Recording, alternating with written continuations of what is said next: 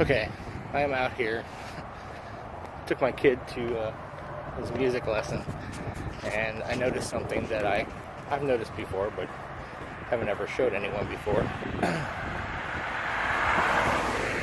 This is kind of cool.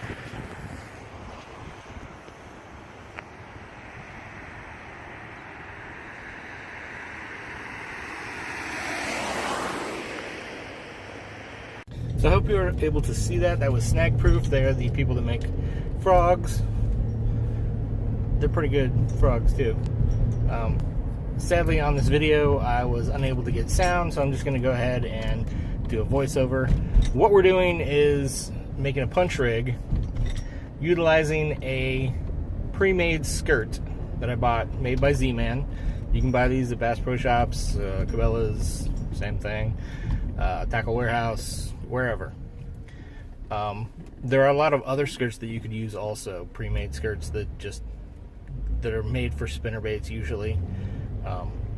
So just Google skirts and don't Google skirts, that's gonna look like girly stuff. You know, just go look for jig skirts or spinnerbait skirts or something like that, and you should be able to find them. But you don't have to have a skirt on this rig at all. You can totally do it without the skirt. But without further ado, here's how I make a very simple punch rig that eliminates buying a slither rig or anything like that. Use weights you already have. It's very easy. So here you go. Okay, so what we're going to do is add a pre-made skirt to basically a Texas rig and make a punch rig with it. The first thing you're going to need is bobber stop. I'm going to put the bobber stop on the line first, and then we're going to put the weight on second. Now this is a punch rig or a slither rig, so we're talking about a big weight here. I believe I use a 1 ounce weight here, but I'm kind of showing you there as best I can to how to put that bobber stop on. But bobber stops are pretty easy to use. And there's the skirts. Okay, these are the Z-Man skirts. You can buy whatever skirts you want, as long as they have a hole big enough to get the line through without, like the ones with just the rubber bands you probably don't want to use, but if they have an actual pre-made opening, then you're good to go. Okay, so you put the skirt on, or you put the weight on, I'm sorry, and then you're going to put the skirt on.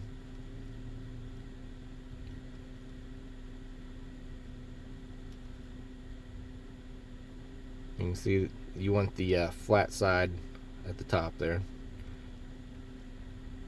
If you use these specific skirts, they have a little opening nipple type area at the bottom. You want that towards the hook. Alright, then I'm going to tie a snell knot.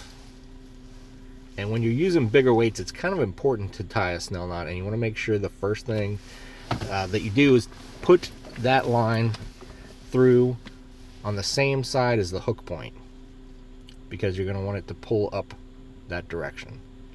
If you put it in the other direction, away from the hook point, then it's going to go the opposite direction, and you're never going to catch fish that way.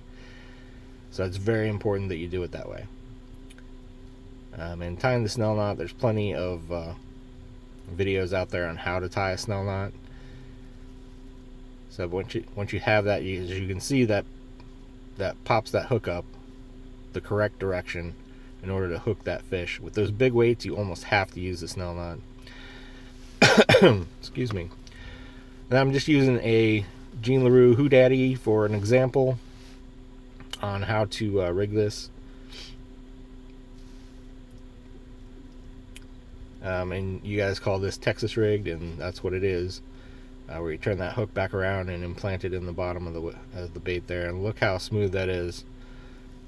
That will go straight down through and catch a bunch of fish, pop through those mats. Alright, so that's how you make a slither rig using a pre-made skirt. Any questions on how to fish the slither rig, leave them in the comments. So the next video I have is probably going to be as a marshal on Lake Chickamauga for the FLW tour. That should be interesting. So check it out, tell a buddy, bring a friend. So thank you so much for watching. Click the little bell. Please subscribe. Please share this with your friends to subscribe. Thanks a lot, guys. Bye.